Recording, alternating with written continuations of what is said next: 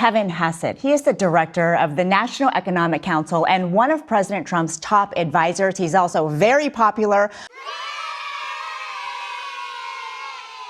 On trade, there's going to be quite a bit of news this week, and I think the headline of the news is that there are going to be deals that are finalized. There are a whole number that Jameson Greer has negotiated with foreign governments, and then there are going to be letters that are sent to countries saying, here's how we think it ought to go, because the deals aren't advanced enough. And the headline is going to be that countries are agreeing around the world to open their markets up to our products and to allow us to put some kind of tariff on their products when they come into the U.S. And exactly what the numbers will be things that you'll find out in the news this week.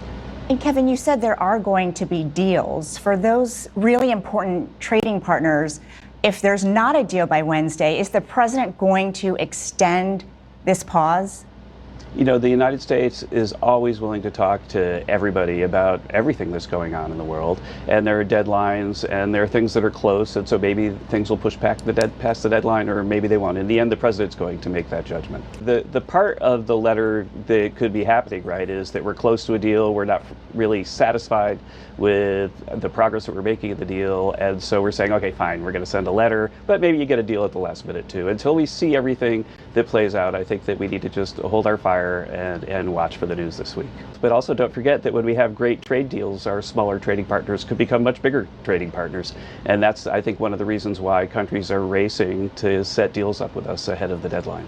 Right. Well, the rough outlines of the deals are becoming clear to everybody because we have some deals like the UK and the Vietnam deal that are starting to be, you know, I guess guidelines for what might happen. But one of the things that we're seeing that's really interesting to me is that people are just onshoring production in the U.S. at a record rate. And so we've had record job creation, record capital spending, and this is even ahead of the big, beautiful bill. And so I think what's happening is that people are responding to President Trump's, you know, potential threats to have high tariffs on countries by moving their activity here into the U.S., which is creating jobs, more than 2 million jobs since he took office, and raising wages. You know, wage growth is heading up towards the really, really high pinnacles that we saw in 2017. And so I think there's a race right now to get activity into the U.S., and in part that race has been kicked off by President Trump. Well, first of all, let's remember that science is not democracy. Truth is not democracy. Our estimates are based on modeling that we used last time when I was chairman of the Council of Economic Advisors to say what would happen if we had a bill, how much growth we would get. And we said, and we were criticized soundly that we would get 3% growth. And we even had the really technical macroeconomic models that said that we would get 3% growth. We run the same models through this tax bill. It's even better. And what we're seeing is that if you get 3% growth again, then that's $4 trillion more in revenue than the CBO and these other bodies are giving us credit for.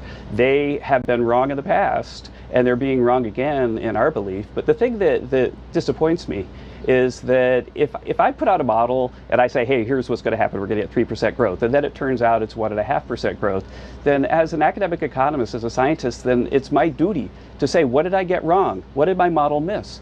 These people aren't doing that.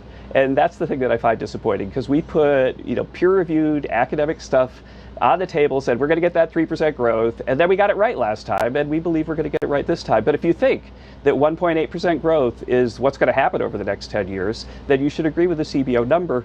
But there's another part of the CBO number that you need to worry about, and that is that if we don't pass the bill, that it's the biggest tax hike in history. And with that big tax hike, then of course we would have a recession. The CEA says that we'd have about a 4% drop in GDP and lose 9 million jobs. If we had a 4% drop in GDP and we lost 9 million jobs, what would happen to the deficit? And so I don't think that the CBO has a very strong record. I don't think that these places have a very strong record. And what they need to do is get back to the basics of looking at macroeconomic models. There's a really famous macroeconomist at Harvard named Jim Stock. They should go back and read everything Jim Stock has written for the last 15 years and fold those into their models, and then maybe we could talk. Well, yeah, let's unbundle that a little bit, because first on the CBO coverage, so what are we doing? So what we're doing is we're asking for a work requirement, but the work requirement is that you need to be looking for work or even doing volunteer work, and you don't need to do it until your kids are 14 or older.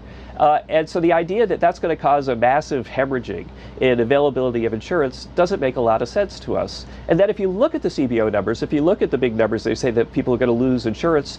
About 5 million of those are people who have other insurance. There are people who have two types of insurance, and so therefore if they lose one, they're still insured. And so the CBO numbers on that side don't make any sense to us at all. But on the other side, go back to 2017 when we had work requirements for Obamacare, and they said that we'd lose about 4 million insured between 2017 and 2019, and about double that over the next 10 years. And in fact, the number of insured went up quite a bit by more than 10 million over those 2 years, because the bottom line is the best way to get insurance is to get a job. And we've got a big, beautiful bill that's going to create a lot of job creation and a lot of insurance, and the CBO is just not accounting for that. Well, and again, they need to go back and look at all the things that they got wrong. You realize that they're underestimating Medicaid spending by 20%. They should look back at all the things they got wrong and explain what they're going to do to get it right in the future and to do a better job. And if they do that, we'll take them more seriously. But right now, I don't think any serious thinker could take them seriously, because they've been so wrong for so long. Even back, if you go back to when President Obama passed Obamacare, they got every single number there wrong about how many people would get private insurance and how few people would get Medicaid and so on. And so their record in this modeling space is about as bad as it's possible to be. In fact, you could kind of roll the roulette wheel and come up with a better set of numbers, a better track record history than CBO. Right. Well, what if you're looking at the change in the tax on the providers, which is something that has been a key talking point for the Democrats. They say that that's going to close down rural hospitals. What has happened is that rather than let the states have this game where they give $1 to a hospital, and then the federal government matches the dollar, and then the state taxes some of the dollar away.